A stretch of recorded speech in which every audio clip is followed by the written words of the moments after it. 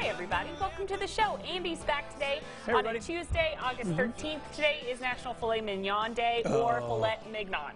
I love However a good you fillet. want to say I love a good fillet. It's funny, the older I get, I remember when I was younger, I was like, oh, give me the ribeye. I need the big ribeye. And then, like, now, I'm very petite in my ordering. Can I have the fillet, please? Yeah. Because it's not You're enough. much fancier. Well, no, it's just, I can't handle that much meat. Oh, I see. I see. She'd rather spend more for some, you know, and it's about the, yeah, it's the way I am. I don't know anything about that. I'm Hey, sorry, I can't relate one to thing you. that I know a lot about is, and parents at home know this, because you probably Today was back just to school got back day. from picking up the kiddos. It's back to school. For Amarillo. For Amarillo. Canyon is tomorrow, so I want to make sure our friends in Canyon send us some pictures tomorrow of their kids going back to school. That'd be a lot of fun. So here, we went back to school today. This is our good old, and they were so excited, like their little outfits matched. They did. They weren't matchy-matchy, but they were definitely color coordinated. Yeah, they were color coordinated. So this is really exciting. Is it just me, or does Piper look older than Maisie? Piper looks older, and Maisie looks so much like you. It is unbelievable. Maisie does? Yes. Yeah? You don't think?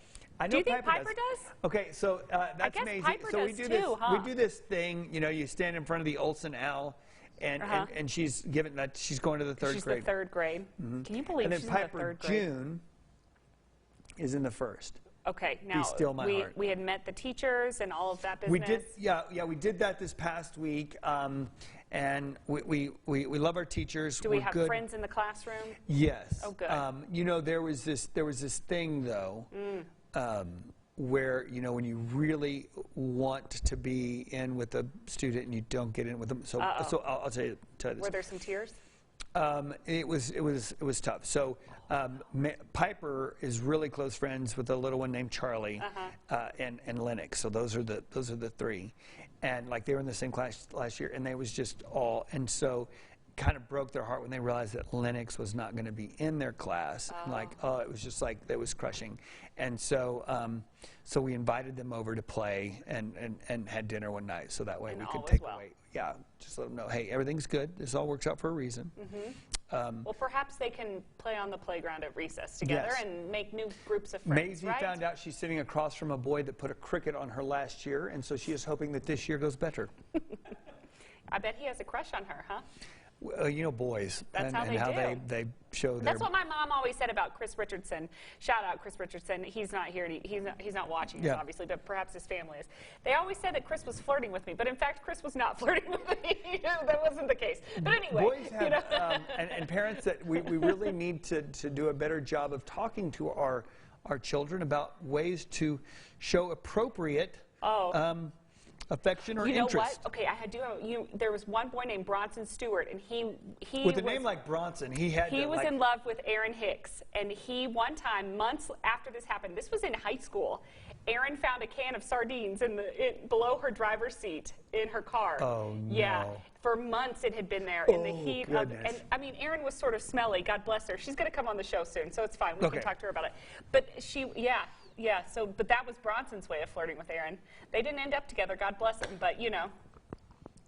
Can you imagine? Lucky he's not swimming with the fishes after a prank like that. I know. Isn't that so funny? Anyway, sorry to hijack your story. Well, no, but it's just true. You go back in. So we're so lucky. We got great teachers at Olsen. Amarillo has great teachers. Canyon has great teachers. We're just lucky. We hit the jackpot, and we feel lucky. So well, good.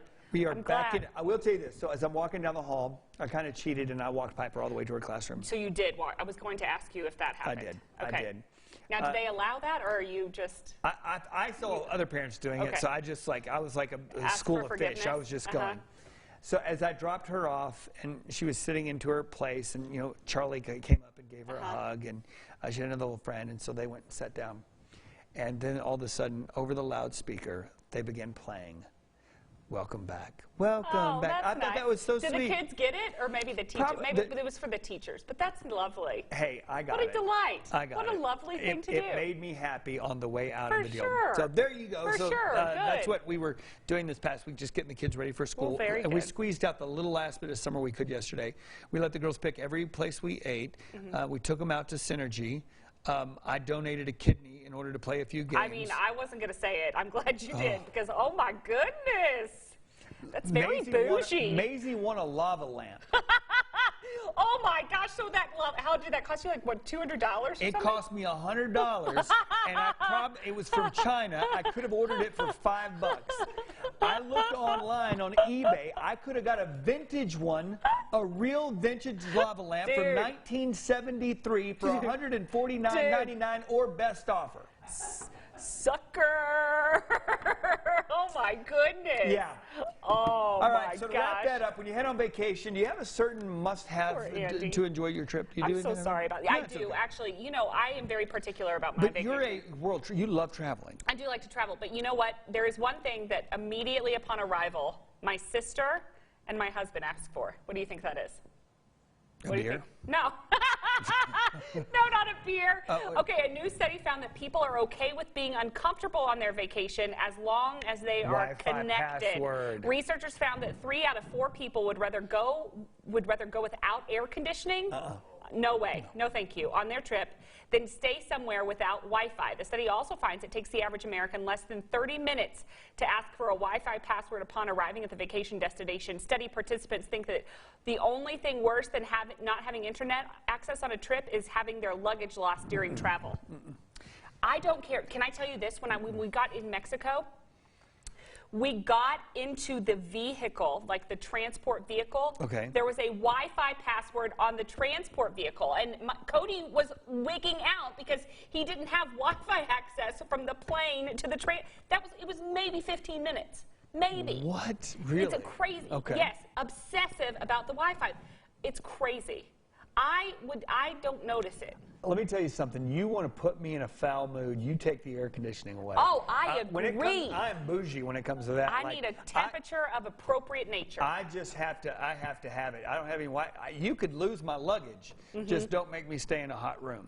Or just give me a cocktail upon arriving, and then I'll forget about everything, right? A cocktail when you get there and a cookie on your pillow. All right, we've got a great show coming up for you today. Many parents